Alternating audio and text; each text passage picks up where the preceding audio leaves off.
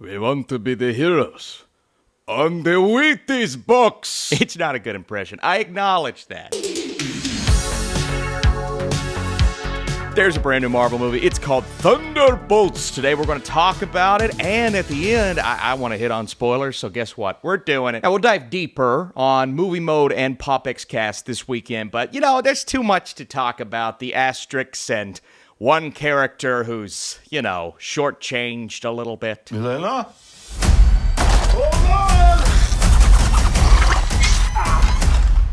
Yelena!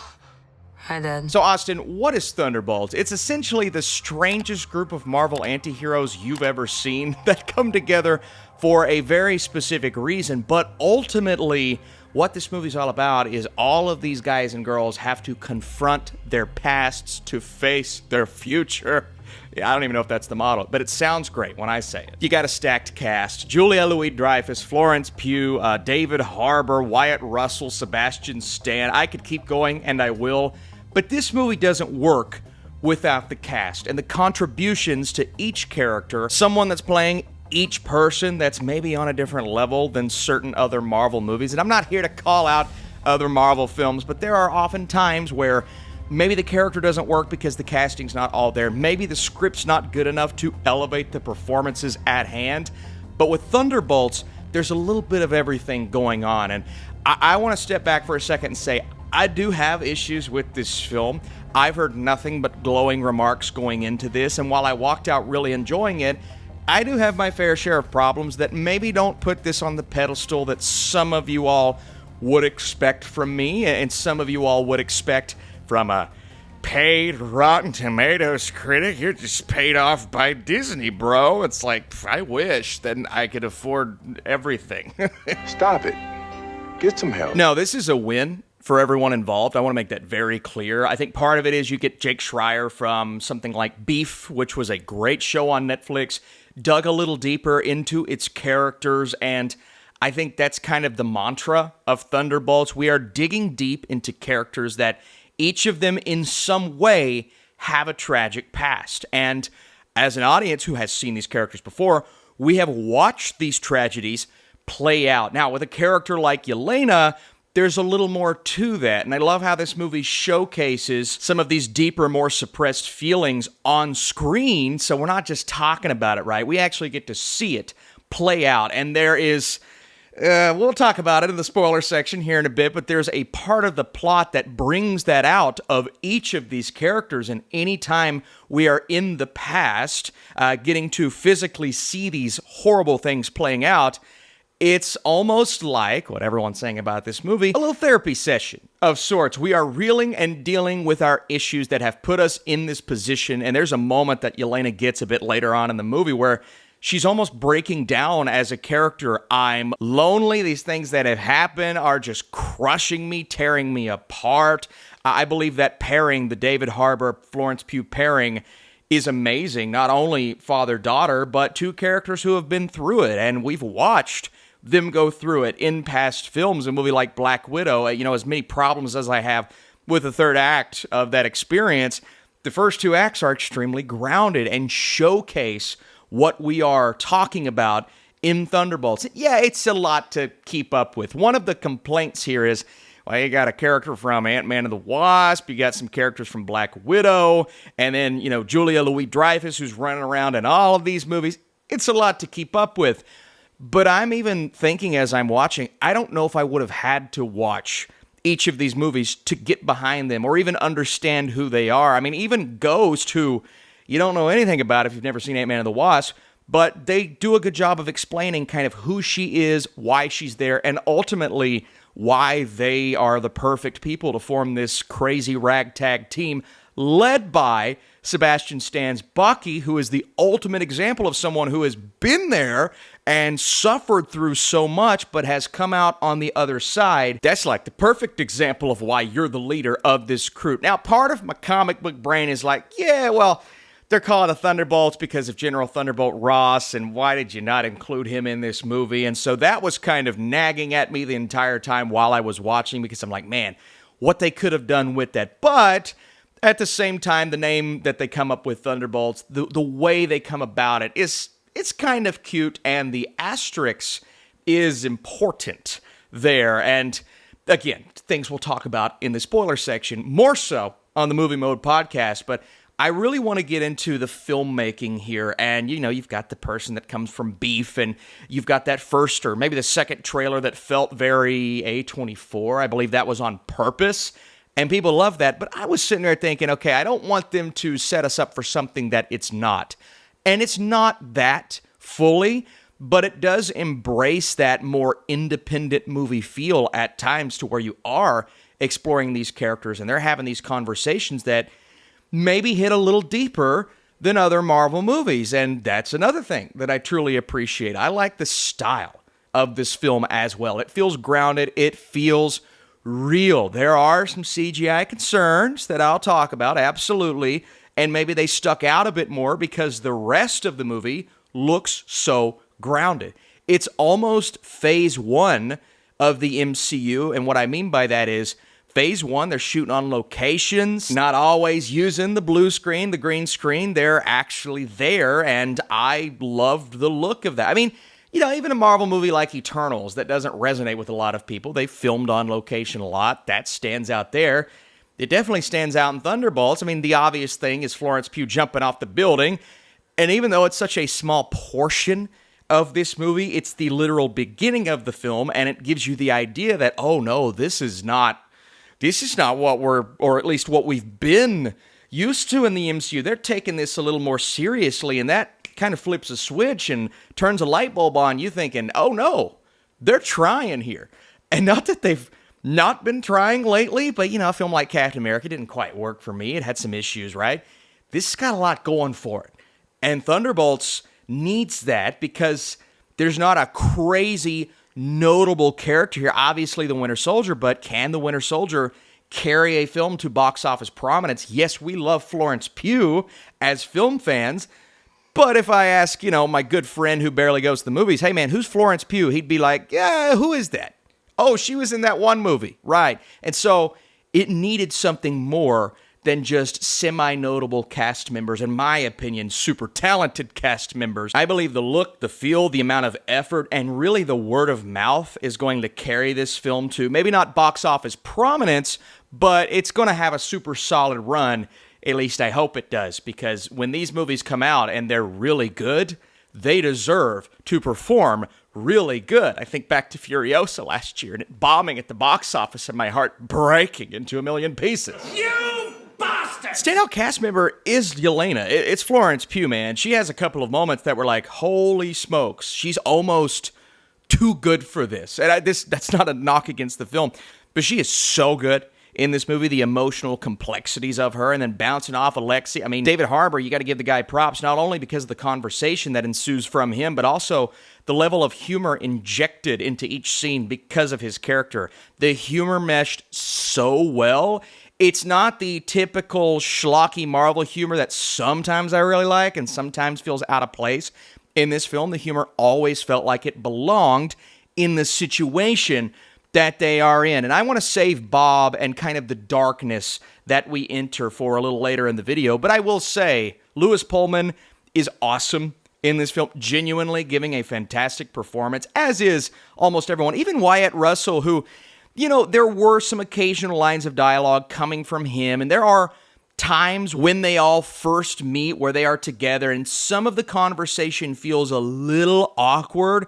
It's almost like we shouldn't be doing this right now. It's that very, oh, did you guys see that type of dialogue that feels very on the nose, but at the same time, you do have to build them up as characters. And I will say my issues with this film include the rhythm of it all. There were just times where, a line of dialogue or something that doesn't belong in this more grounded story would happen, and it would throw me off a bit because the rest of the film handles the material with such care. And when they are actually realizing their full potential, by far the best part of the film. But along the way, there would be elements and aspects that would kind of take you out of that.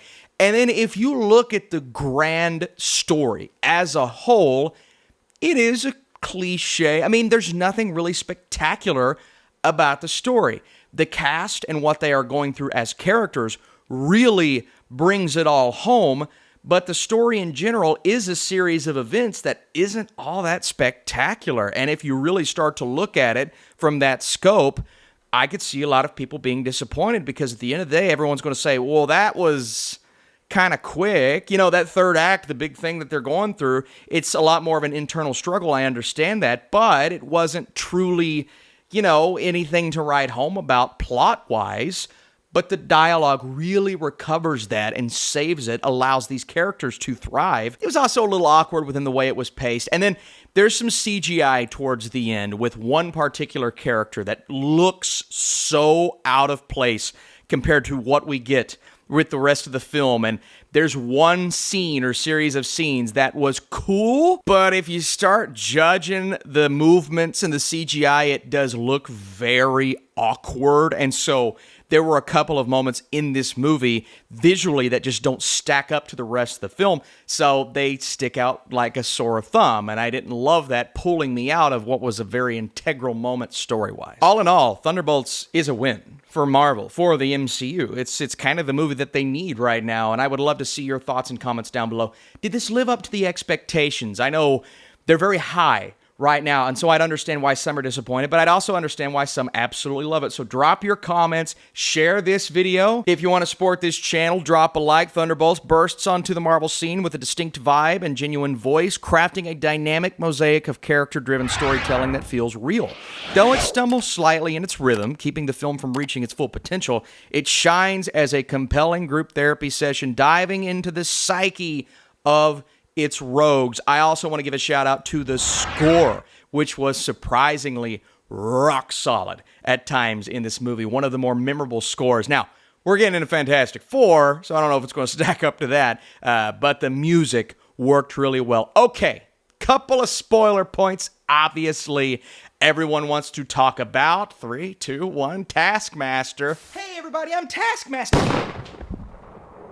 Yeah, we all knew Taskmaster was toast in this film. I knew it. You knew it. I just didn't know what would happen within like 30 seconds. I kind of feel bad for the actor. I don't know if she's been a part of this press tour, but you see ya.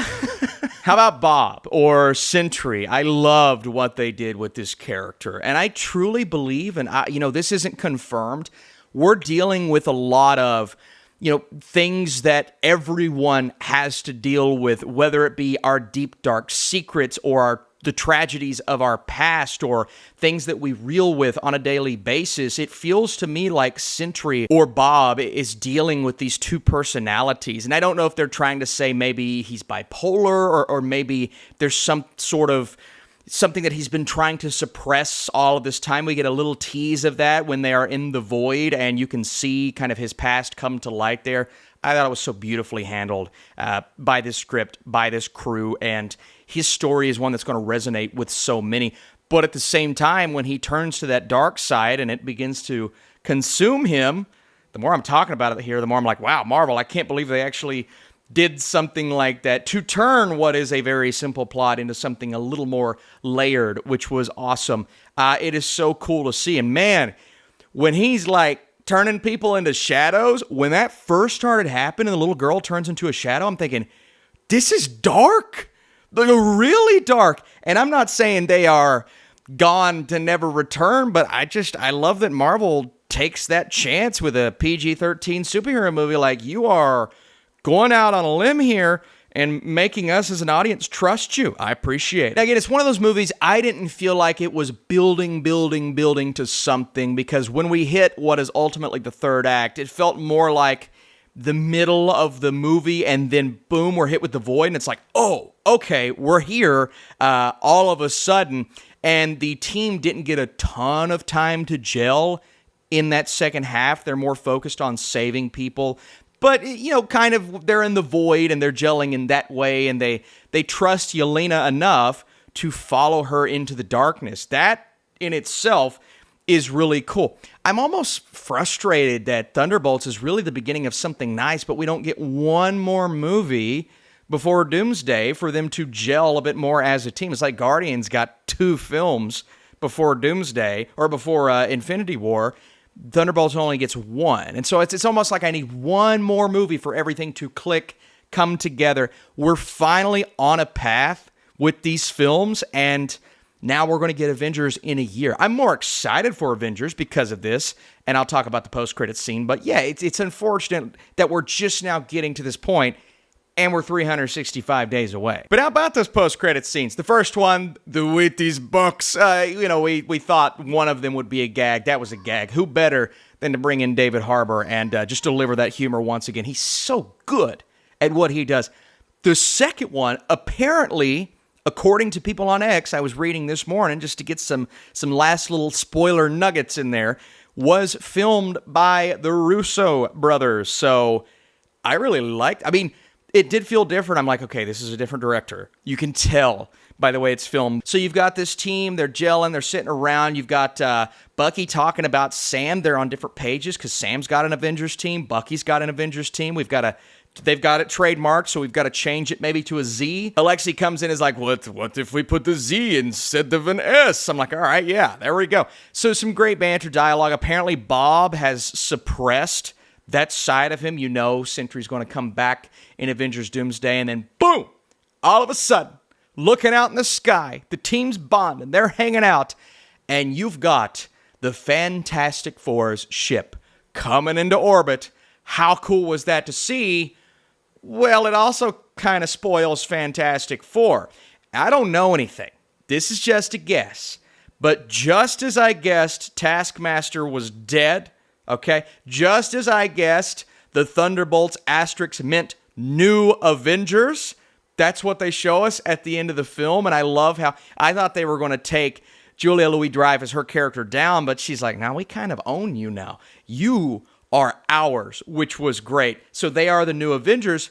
I'm going to guess, once again, that the Fantastic Four fail to save their world. Their world dies via Galactus, and they're coming to our universe, and they have to deal with that, and that is going to be crazy. Now, again, we kind of know the ending of Fantastic Four. Maybe that doesn't happen, but I have a feeling, as a comic book fan, that's going to happen. At the same time, does get me kind of more pumped for Fantastic Four. Not that I needed it, right? But I'm like, all right, cool. And so you see the Fantastic Four coming into orbit. We are setting up Avengers Doomsday. We're setting up some insanity happening. Maybe Galactus follows. Maybe Silver Surfer follows. I don't know what's going to happen. But that was, a post-credit scene. Now, is it the craziest post-credit scene we've ever seen? No, we expect it. It's just a ship. It's a ship with a 4 on it. Although that music is amazing, but it does spoil Fantastic Four in a way. And so I want to know what you all thought about the spoilers. New Avengers, Taskmaster, gone, see ya, dead immediately. And what does this mean for the future of the MCU? All right, thanks for watching. Should I do an MCU ranking? Let me know below. Bye-bye.